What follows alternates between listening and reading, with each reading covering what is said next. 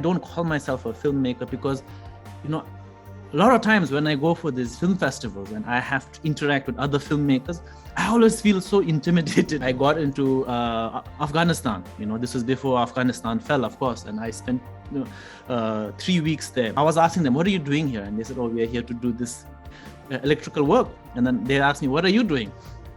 And I said, I'm a tourist. And then they were like, what? You must be the only tourist coming to Afghanistan.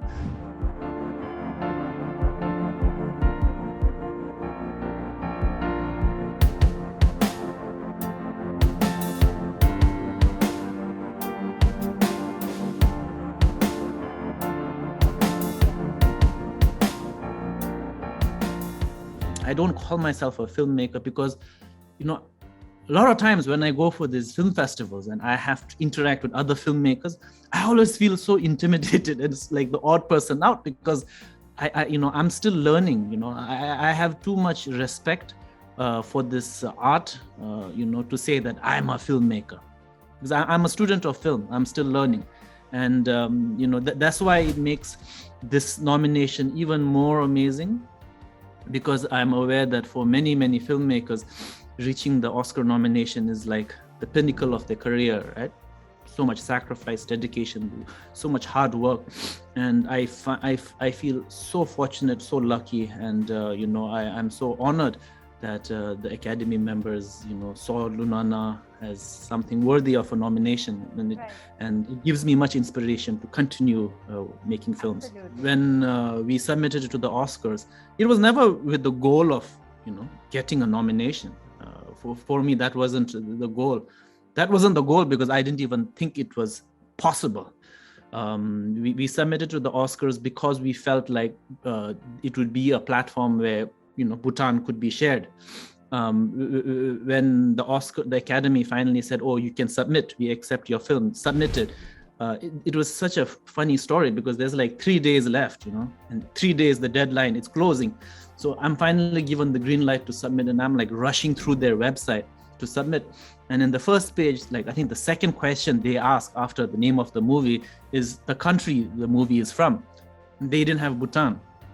I scrolled through the list and I couldn't find Bhutan, and I was like, oh no, what do I do? And I couldn't progress to the next page if I didn't choose Bhutan, country. So then I had to write to them. I'll be like, my country is not listed. What do I do? And they were like, well, we have to update the website, but it's a Friday, so we can't do it now. You have to wait till Monday. So then Monday morning, I get the green light. I enter Bhutan, go to the second page, and it says, choose your language. And there's no Bhutanese. I was like, oh no, what do I do now? Should I put Tibetan? I was like, no, it should be Bhutanese. If I put, but then they didn't have Bhutan. So again, I had to tell them, hey, you need to update the website again. Right. So, that's one of the reasons why I wanted to submit. Because, in this kind of world, Bhutan is irrelevant, right? We are not even mentioned in the country list.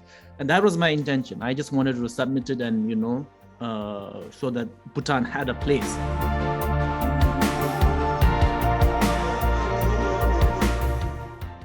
Our film industry is so small, Until Khyentse Norbu made the cup, many Bhutanese didn't even dare fathom that, oh, we can make films of the international level. No one thought that. And if you ask any Bhutanese filmmaker who makes independent art films, if you ask any of them, what was the turning point in your career as a filmmaker, they'll say, oh, Khyentse Norbu making the cup. When Khyentse Norbu made the cup and his second film, Travelers and Magicians, all Bhutanese storytellers looked up and said, oh, we can do that too. And that's when the filmmakers really started making films. But then because our film industry is so small, films that are of international level come only like 5 to 6 years, and it's very small. That's why. Is it true when you were growing up, there were a lot of Bollywood remakes and, like... Oh, yeah. Even now, I'm talking about the, independent art films. The domestic film market, the domestic film industry is thriving. There are directors who will make 4 films in a month. Oh. Because they'll go to a location and be like, okay, we shoot this, and within a few days they're done. Wow. And those are very you could say Bollywood inspired. a lot of songs, a lot of dances, a lot of colorful costumes.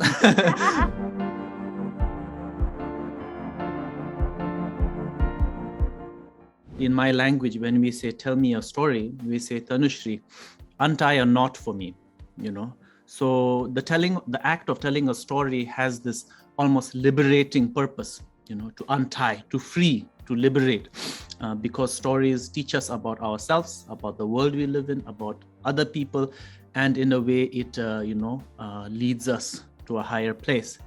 And that's how I got into storytelling. And as I said, it started off with a camera up in a Buddhist monastery in Himachal Pradesh, and it just started evolving from there. My love for storytelling has taken me to some like amazing places. The thing is, you talk about being resilient. I think that's something that Khyentse Norbu has taught me. Before this, I was working on a personal photo project, and I'm sure you have read about Xuanzang, right? The monk from China who walked to India.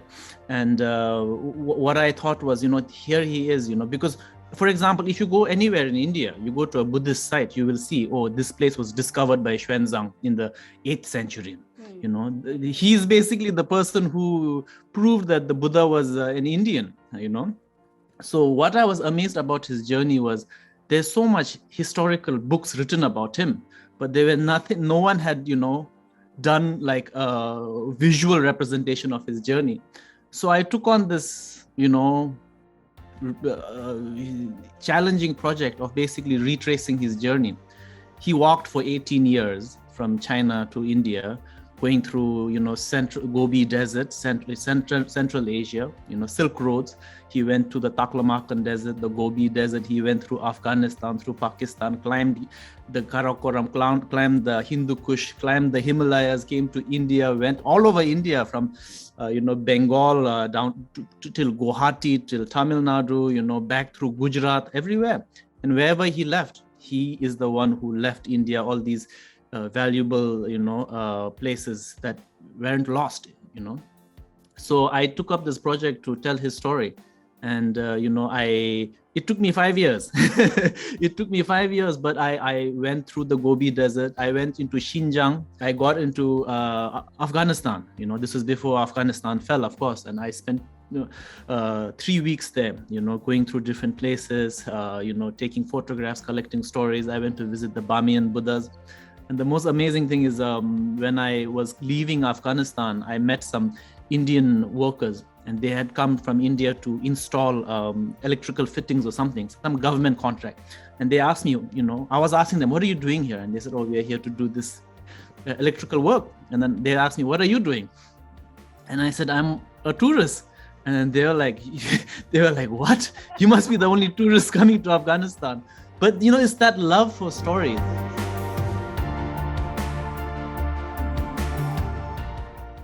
A lot of what Ugyen experiences is my experience, because as I told you, I grew up outside, and I grew up outside with a very Western upbringing, and then I came into Bhutan, and then I had to find my place in Bhutan, and I was Ugyen. I kind of, because I was Western educated, because I grew up outside, I kind of looked down upon the ways of the past, the traditions, the culture. I frowned upon it, saying, this is backward, this is thing.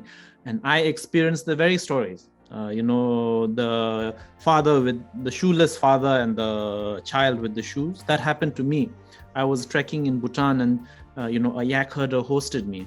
And, I was telling him, why aren't you wearing shoes? And he told me exactly that. And I actually have the real photo that I took from that time, which I'll send you.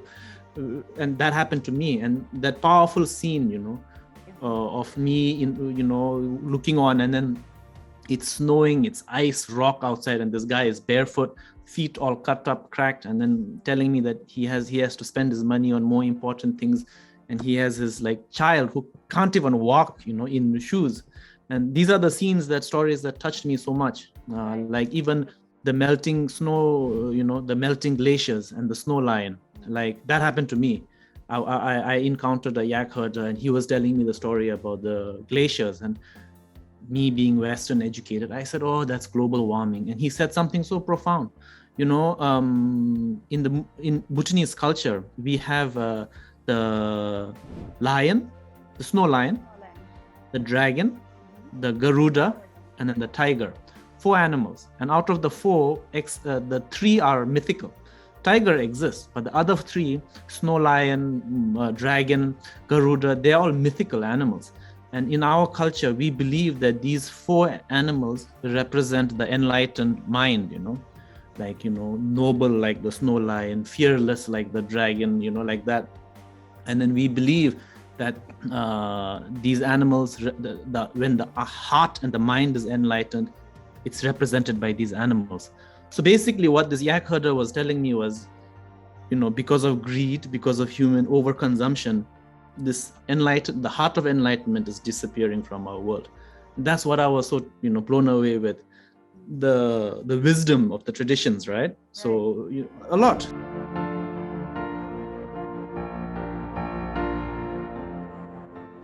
The thing was, you were talking about Khyentse Norbu.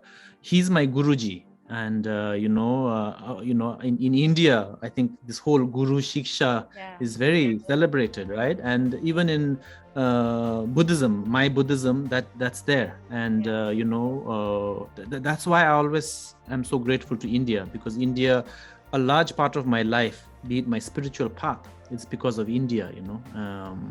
India gave the world Buddhism, you know. So without Buddhism, then, you know, what Bhutan has won't be there.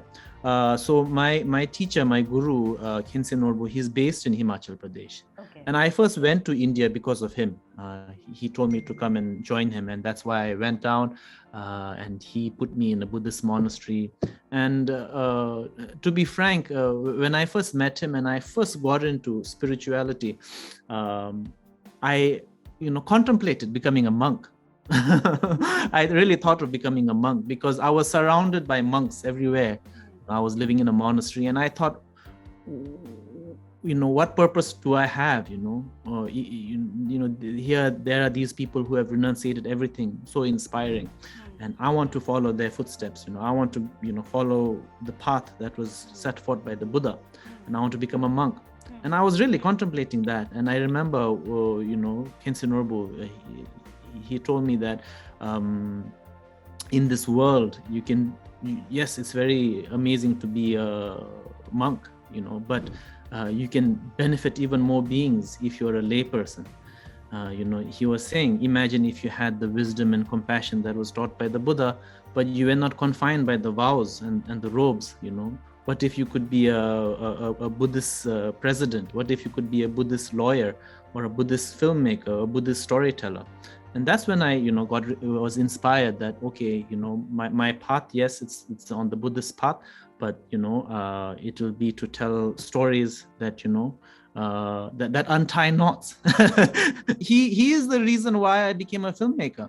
He made a film called Vara. It was shot in Sri Lanka, and it had like Geeta Chandran, a very established Bharatanatyam dancer who lives in Delhi. She acted in it. Shahana Goswami, who's a Bengali, is in it, right?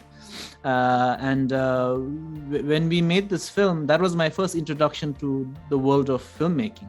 And being Khyentse Norbu's student, working with him as his assistant, I was involved right from the script writing process all the way through, shooting. I was beside him the whole time, learning from him, production design, shooting with the cinematographer, post-production, traveling with the film, all that. And, it was this amazing journey that we went through, where you create something, right? When the process of developing, creating, then seeing the story come to life, and then sharing it with the world, interacting with the audience. And it was a very, amazing journey to witness. And that's when I fell in love with this art.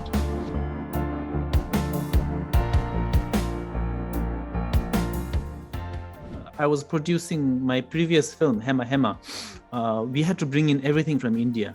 We had to bring in our camera team, our light team. We had to bring in the sound team. Everything was from India. All the equipment was from India.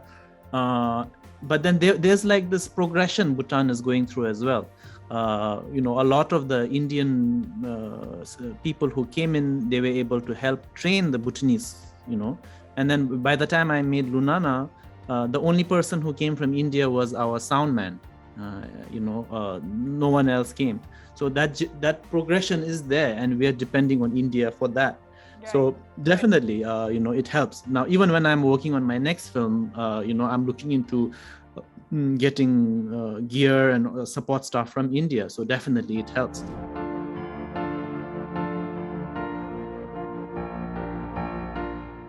The thing is, all the festivals, screenings, it was all disrupted because of the pandemic. It's, it was actually, I was very disheartened and depressed because here I was ready to share this film with the world, and then the pandemic hit and everything got cancelled. And so it was a very, very long journey. But Calcutta Film Festival was such a good experience for me. Strange thing was, the moment, it's the first screening, and what happened was their projector malfunctioned, and then the film's quality was so bad. Some people even asked me if I shot the film on an iPhone. Well, that's India, right? What can I say? I complained, but there's nothing we can do, So there I was, after working so hard and making this film, I'm sitting there forced to watch my film like show on a broken projector at the Nandan. And then at the end, I told them, I said, I owe it to explain to the audience. There's no way you can let me do this. So I went up and I said, I'm so sorry. It's not how it's supposed to be. Everything is changed. It looks so bad. It looks like a pirated camera print. I'm so sorry for that. That was not my intention. But it was so amazing. All these Calcutta cinema goers, they came to me, some of them were in tears, and they said, no, it was such a beautiful, film. We were really touched. And someone said something very beautiful. They said that it reminded them of a story written by Tagore about the postman.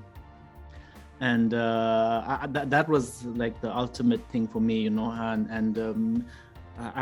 for me, I was telling the audience in Calcutta as well, I was born in Darjeeling. So, I said, I can proudly say I'm born Bengali here.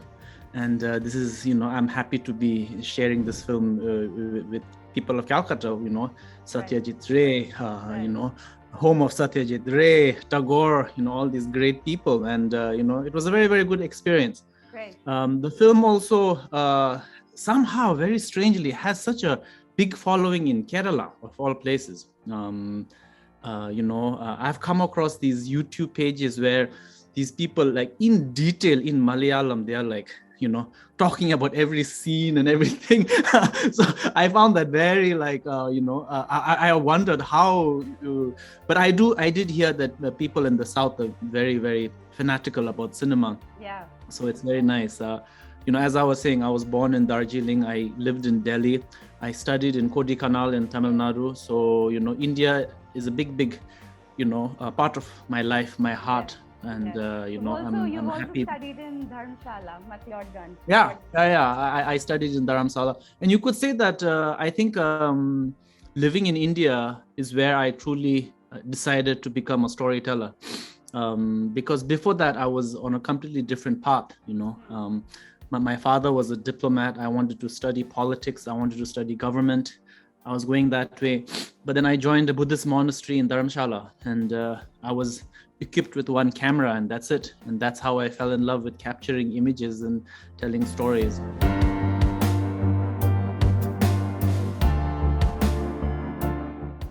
Even Lunana, of course, everyone told me, it's too difficult to do.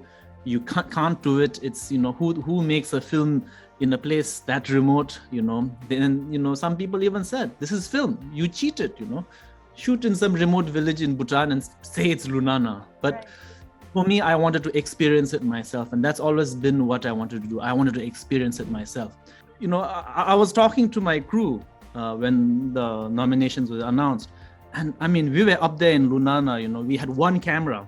We had no lights, we had no batteries to even like watch dailies, and there's no refrigeration there, So we were eating dried vegetables, And every once in a while, our host will give us some really, really like, pungent, gamey, dried meat that has been hanging in his kitchen for a few months. And when we were sitting there in the dark, living this life, no shower for 2 months, if someone told us, oh, this film will reach the Oscars, we would have just like said, oh my God, dream on. That's impossible, But it's amazing how, it goes on. I think this journey shows that, you shouldn't give up. You believe in the story you want to tell. Right. Don't be swayed by others, who tell you it can't be done, it shouldn't be done. If you believe in a story, then you must put your heart into it, and you must do everything you can to share the story with the world. And if you work hard, if you have no expectation, and you just work hard, then amazing things happen. One of the reasons why I casted him was because of that. Because I had to cast all non-professionals, I had to find people who whose lives mirrored the character. And Sharap was that. Sharap was he was singing in the bars, in events, and he was waiting to get his Australian visa. His father, mother, sister were already there, and he was waiting to go. And when I was going to cast him, I asked him, what's your plan next? And he said, maybe go to Australia. So I said, just wait, let's make this movie first. And then he made, and he's now still in Bhutan. I don't know if this is the catalyst, but he's many people say, Saldon and him never had, never got together, but he's with Saldon. The two of them are a couple. They were together from before only, but they're still together. So, but yeah. For one of the big reasons why I wanted to shoot this film in Lunana and go through this hardship was because of this. I wanted there to be an inner transformation, not only for the cast and for me, but for the entire crew, and that's what I told them. When we got up to Lunana, I told them, I said, there's a big chance that, when we push the power on button in the camera is not going to come on, because we don't have enough sun, because the solar batteries are not enough to charge our equipment. There's a likelihood that will happen. And I said, if that happens, then we will just end the movie with the teacher walking up the mountain, fade to black, and have the entire story narrated or written down. And I said, then for us, let's just enjoy being in this place, this beautiful place. The journey that you see Ugyen going through is what all of us went through, or every one of us, from right from me to the cinematographer to all the crew members. We went through the same journey that Ugyen went through. We had to live up there, we had to live with the locals, really face the hardship. Some of our crew members got altitude sickness, they had to be taken back down. Some were getting cabin fever because it's very difficult living in a place where after 4 or 5, it's totally dark and you can't do anything. Right. It's you can't call outside, you can't send messages, you can't check Facebook, you can't check Instagram. It gets to you after a while. So it was very challenging.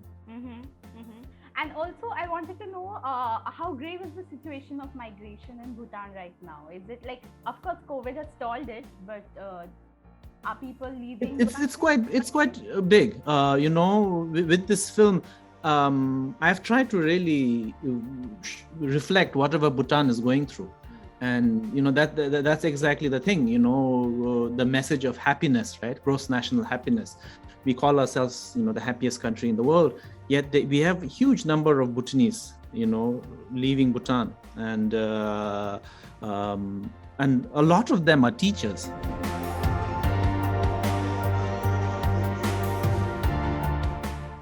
The people who appeared in this movie, many of them, they had never seen a film in their lives.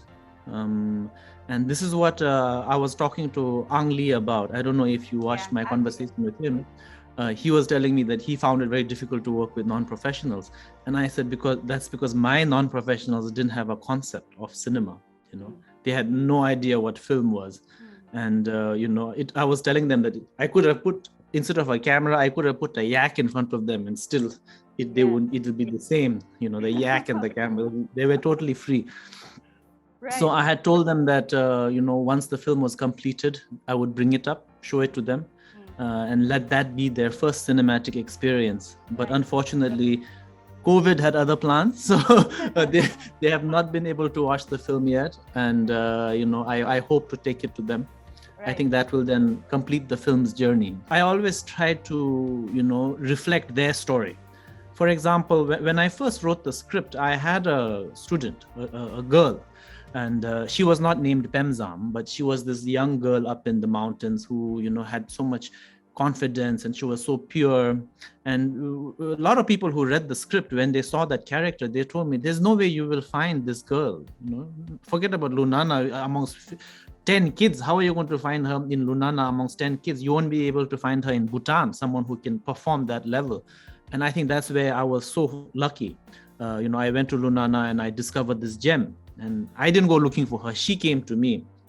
And she performed this beautiful song that she sings in the movie, and I was blown away.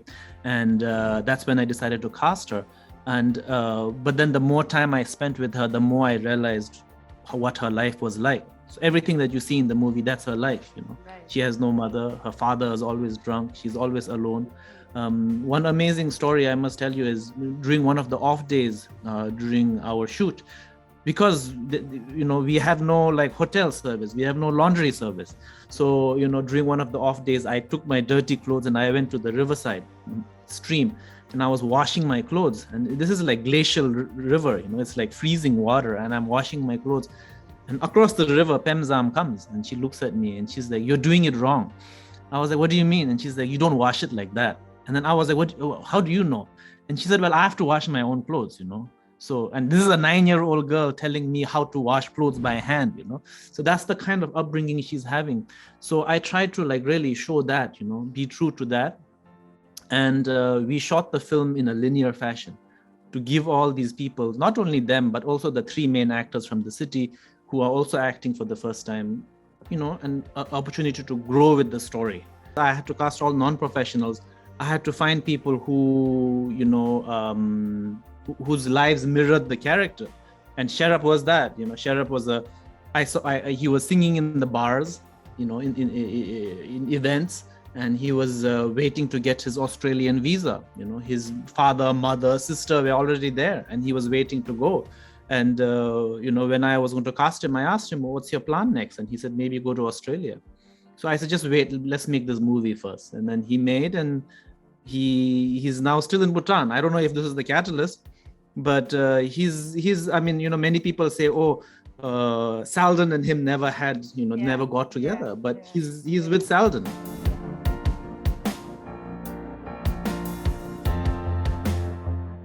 I was telling this to some people when I was making Lunana. Sometimes I thought to myself, and people told me, like, "Oh, what right did you have to go into this untouched village? What right did you have to share their story with the world? Now, the world knows about them and everything's going to change." And when I was making Lunana, I did feel that sometimes when I looked at Pemzam and I thought, what am I doing? Maybe she should just be left, without knowing what's happening. But then, the last day, it's almost like, it was almost like a message, because the last day when I was packing up my bags and leaving Lunana, the next group came, to Lunana to work, and they were the telecommunication people, and they had come to install telecom towers. And basically they were bringing with them 3G, internet. And at that moment I thought, thank God I came and did this, because now there goes the purity and innocence. I was at least able to capture this last moment before all this was lost. Right. And I knew that from that moment on, yes, life would get easier, definitely. But, all these beautiful, pure stories about, the snow lions disappearing from the world, about, singing songs as an act of offering, all that those ideas would be gone. And sure enough, today I just received a message from Pemzam on Facebook, and she's now on Facebook. She's dancing on TikTok. So, that's how quickly it changes. So quickly everything changes. So, I'm glad that we were able to do this.